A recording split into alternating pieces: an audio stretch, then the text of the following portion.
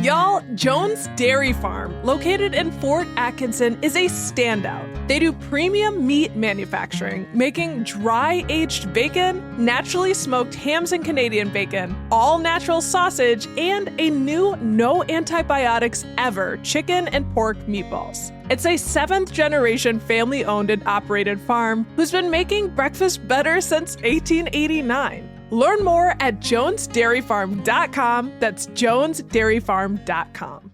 Madison Public Library connects us to the world, to information, and to each other. September is Library Card Sign-Up Month, so it's the perfect time to get your very own Madison Public Library card. Already have a card? You can renew it this month and visit the library website for a list of 30 things you can do with your Madison Library card, one for every day of September. Visit madpl.org or stop into any Madison Public Library to get started.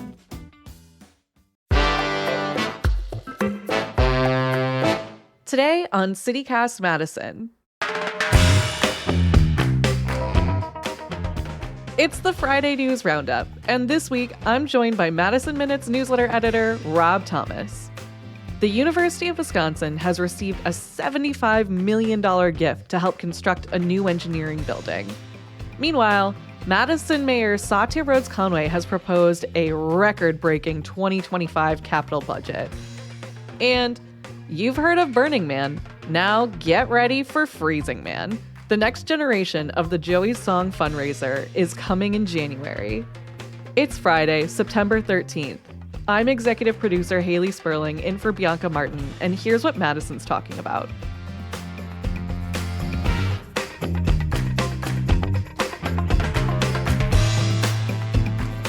Welcome to our Friday News Roundup. It's been another week of some big stories. I am executive producer Haley Sperling, and joining me today on this here podcast is our newsletter editor, Rob Thomas. Rob, how are you doing today? I'm doing good, Haley. How are you? I'm so good. We got some big news coming out of UW this week, right? Like big dollar amount news, yes. The UW-Madison got one of its largest private donations ever on Wednesday, $75 million towards the new, that's not chump change, towards the new College of Engineering building. And it's the largest donation ever for that college. And like I said, one of the largest the university has ever gotten. It's from Madison area brothers Jeff and Marv Levy. And if that Levy name sounds familiar, they gave $20 million for the College of Letters and Science building that's being built, named after their parents, Irving and Dorothy. And the engineering buildings can be named after their late brother, Philip, who graduated from the UW with an English degree in 1964. Wow. Okay. Interesting. That's kind of crazy, I feel like, for one family to have multiple buildings on campus. They're really making their mark. And it's interesting because I think it really shows Philip Levy, who died, I think, 2021. He got an English major and was a very acclaimed interior designer, which I don't, as a former liberal arts major, when I think of engineering, I think of electrical, mechanical, those sorts of things. Right. But they've really expanded and evolved, and sort of this really highlights that. I mean, the College of Engineering does a lot of things with the School of Human Ecology, where the interior design major is. And so it kind of, in addition to like changing the physical face of the campus, it shows how these different majors are evolving as well. That's super cool. I mean, like, we're going into the 21st century. I remember when I was in school at UW, I was obviously not an engineering major. I was a journalism major.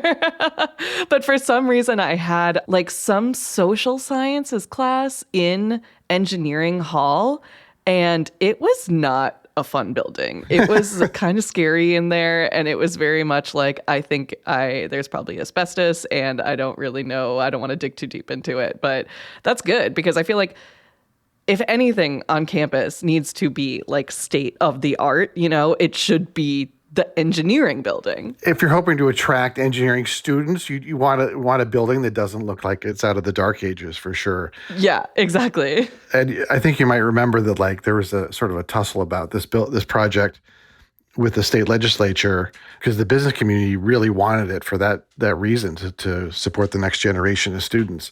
But the the Republicans were tying it to like DEI reforms and stuff like that. Right. Yeah, this was like a huge controversy over that. And this kind of forced UW to make some decisions, right, about whether they're going to put their priorities because they really wanted this engineering building to happen. Absolutely. Yeah. And so in the end, they worked it out at least enough that the state gave them, I think, 197 million, which was more than halfway towards the 347 million for the project.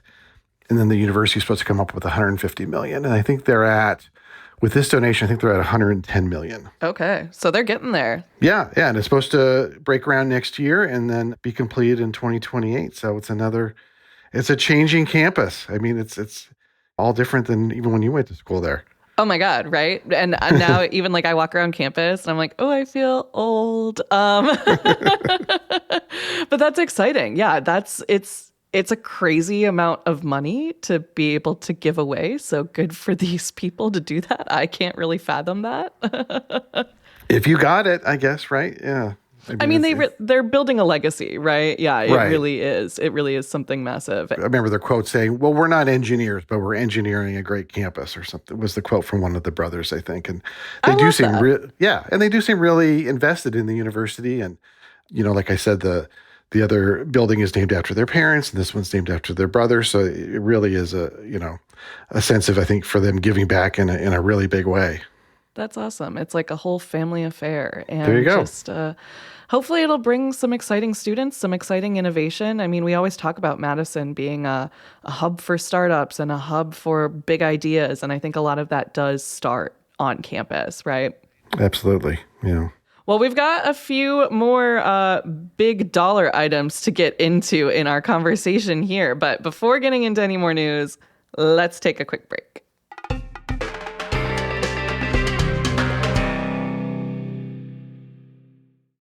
What's new from Apple? There's the new iPhone 16 Pro, built for Apple Intelligence. And it comes with the all-new camera control, giving you an easier way to quickly access your camera tools.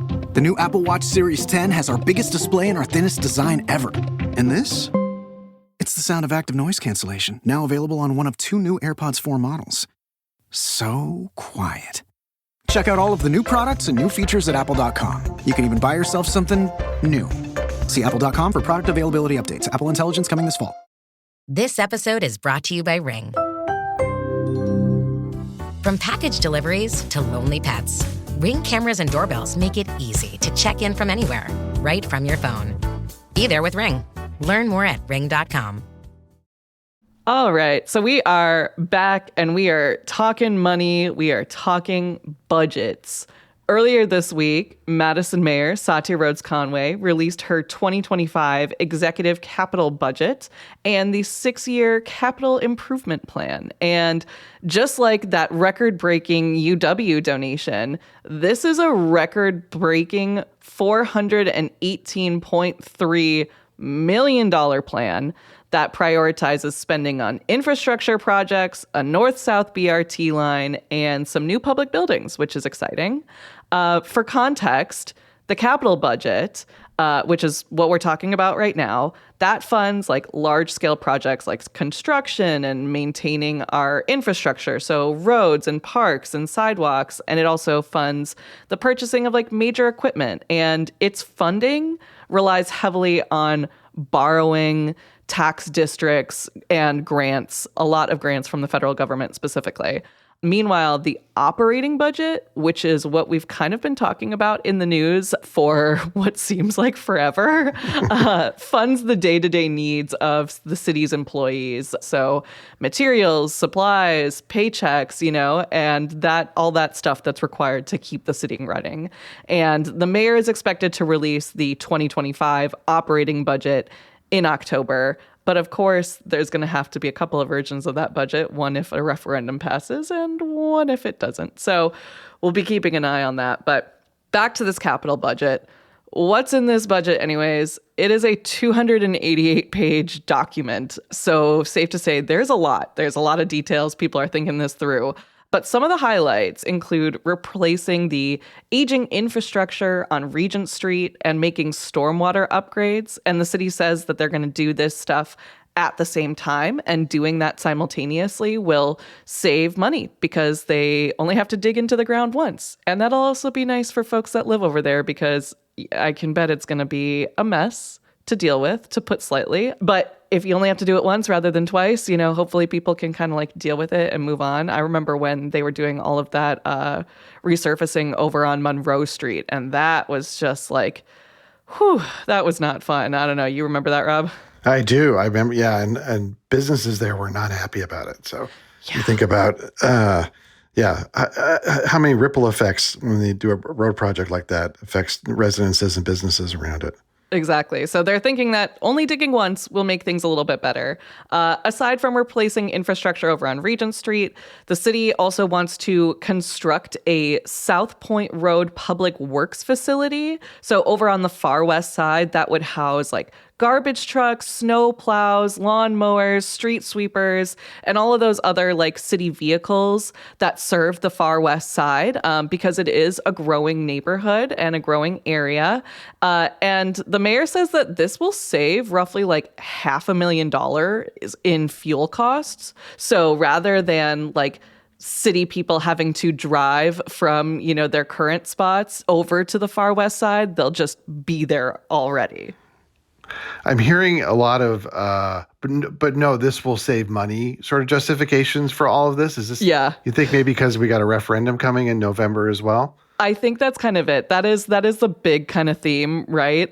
Is that when putting together this budget, it really seems like the mayor, I mean, she has the referendum front of mind, right? Like, whenever you're announcing anything new, whenever you're announcing anything that involves spending, like people are going to have thoughts. And her main sort of takeaway with this is just like, we're trying to save money with this one, but also capital funds can't be used in the operating budget. So like these are two specific pools of money. So it might be easy for folks to like conflate them, but it's very different, right? Some of the other highlights from the budget include creating a new evidence storage facility at the South District Police Station, again, to meet growing needs. It wants to help fund Metro's electric transit coaches program and some more funding for the Triangle redevelopment project. So there's a lot of good stuff in here, of course, again, but this announcement comes at a time when the city's operating budget is facing a massive structural deficit. And the mayor has pretty much blamed the state legislature for this deficit. The fact that Madison has not been receiving its quote unquote fair share of shared revenue. Meanwhile, we're driving the biggest parts of economic growth and population growth in the state. And also, of course, voters will decide in November how the city's operating budget will be funded via referendum. How much more is this than last year? So that's what I was going to say. So okay. I mentioned this was a record-breaking capital budget coming in at more than $418 million. Can you guess how much our current capital budget is? Are we going by Price is Right rules where I got to come the closest without going over? I think that, yeah. That's fair. Good. Okay, I'm going to say 350. So you're a little bit over there, actually. Our current capital budget is $273.1 million. Oh, wow. So this is, it's kind of crazy to think about that difference. But part of the reason for this massive increase in spending is because of that north-south BRT line, which I mentioned. And that's expected to cost roughly $200 million. But of that, roughly $158 million comes from federal funding. So again, capital budget, it's a lot of grants, it's a lot of federal funding. And when you look at the sources of funding for the capital budget, the mayor says that borrowing levels would actually be roughly $12 million lower than the current budget. So that kind of like decreases the burden on the taxpayer when the city is borrowing less money. And it's an interesting square to circle, right? There's a lot of numbers here. There are a lot of plans here. There's a lot of hopes here. But of course, I'm sure people are going to have feedback. And if you do have thoughts on this plan, thankfully, the budget will be discussed at the city's finance committee meetings on September 16th and 17th. And then there will be a final city council action in November. So there will be at least a couple of opportunities for public input on this one. Do you get a sense of whether people will be coming out to talk about it, or is everybody pretty focused on the operating budget and the referendum in November? That's hard to say just because it was just announced this week, right? So we'll kind of have to see. I'm curious to know if people show up to these finance committee meetings, but also, again, will they show up because they're confused by the operating budget versus the capital budget? Like, is there going to have to be an education campaign going on here? I don't know. We'll kind of just have to wait and see. But before diving into some new and exciting projects happening around the city, we're going to take a quick break.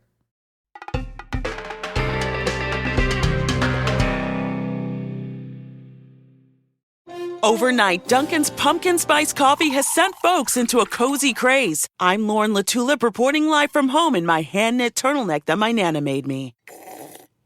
Cinnamony. The home with Duncan is where you want to be.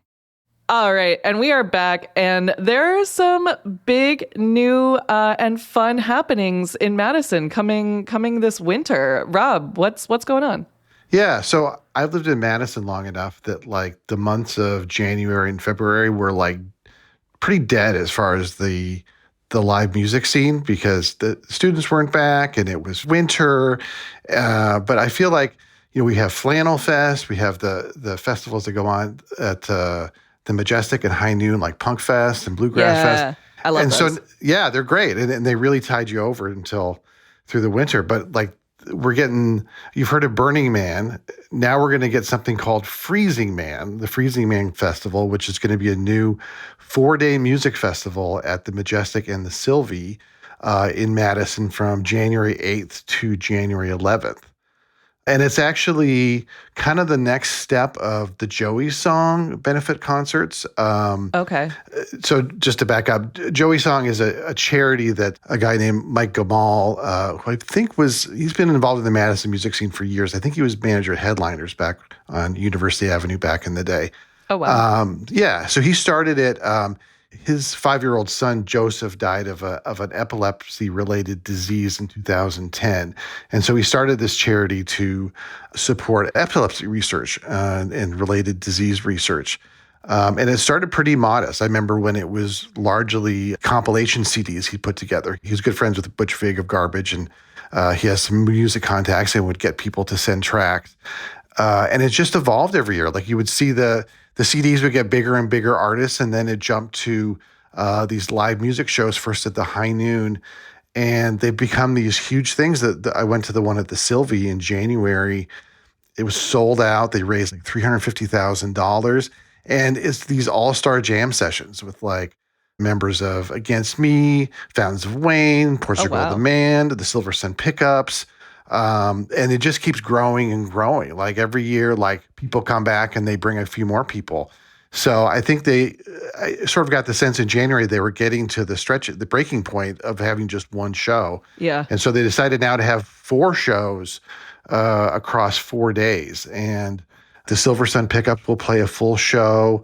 Laura Jane Grace from Against Me will play a full show. And then it will all lead up to that all-star jam session the Saturday night at the Sylvie. So it's been really cool to see this thing grow. And again, it's a completely local creation, basically started with one man, and it's become this huge thing. And the other thing I noticed is like the musicians really like coming. I mean, some of them have like personal connections to the disease, like they have family members who have it, or some are coming out of the goodness of their hearts and have heard, but through word of mouth, that it's a really fun thing to do. I think part of it, I remember somebody told me, like musicians don't actually hang out that much because they're all on tour in different parts of the country. So to come together for like a few days and just bang out some tunes on stage and hang out is a lot of fun for them. So that's why one of the reasons they just keep coming back, because it's such a good time. I love that. It's like the musicians are having a good time, the crowd's having a good time, and it's also all for such a good cause, right? Yeah. Like you said, it's all a big fundraiser. Yeah, it seems like everybody's heart's in the right place. Like I said, Butch Vig is I think his term is like musical director, and he is a partner in this at some point, and always comes back and brings as many people as he can. I don't know if you know of the band, the Know It All Boyfriends, which is sort of a local kind of super group with some members of Garbage and Freddie Johnston and Jay Moran. They're going to play. And so, yeah, it's been really great to see it grow, but not kind of lose that spirit of the initial, compilation CDs. Even now the CDs have kind of gone the way of the dodo bird. And I think they're coming back. I think they're coming back, though. I have a wall of them, but I'm very happy if they're coming back because I'm all about physical media. But these live shows are super fun because it really is just like them going up and playing covers of like their favorite classic rock or punk songs. And, they rehearse for a day and then they play for a day. And although these shows, these other shows, these standalone shows, I think will be more like full concerts.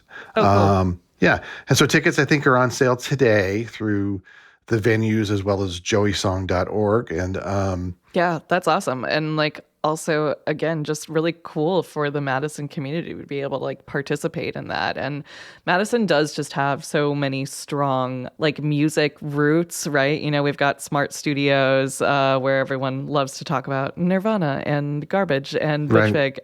So it's nice to kind of see that revival in a way, right? It's like we talk about Madison music days of yore, but now it's like, hey, we're still a heavy hitting city when it comes to the music scene. Yeah, and like those Majestic and High Noon festivals, I think they're all local bands and separated by genre, and that's also like a great way to catch newer bands that you don't know about. I mean, this is a great lineup of bands, national bands, but it's a nice mix to see those and then also get to see local music and support that as well. Awesome. I love that. Well, I love that we get to end our roundup on a happy note because sometimes the news is so sad and this brings me some joy. Absolutely. Yeah. I'm going to listen to some music when we hang up here. Yeah. Yes, exactly. Well, Rob, thank you so much for rounding up the news with me today. Thank you, Haley. It was a pleasure.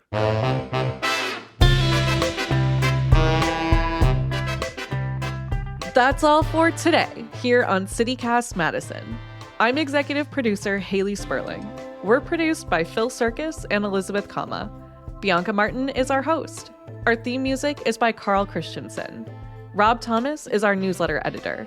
And you can get more news delivered right to your inbox by subscribing to Madison Minutes. If you enjoyed today's show, why not share this podcast with someone who loves garbage? And I'm talking about the band, not trash. We'll see you back here Monday morning with more news from around the city. Bye.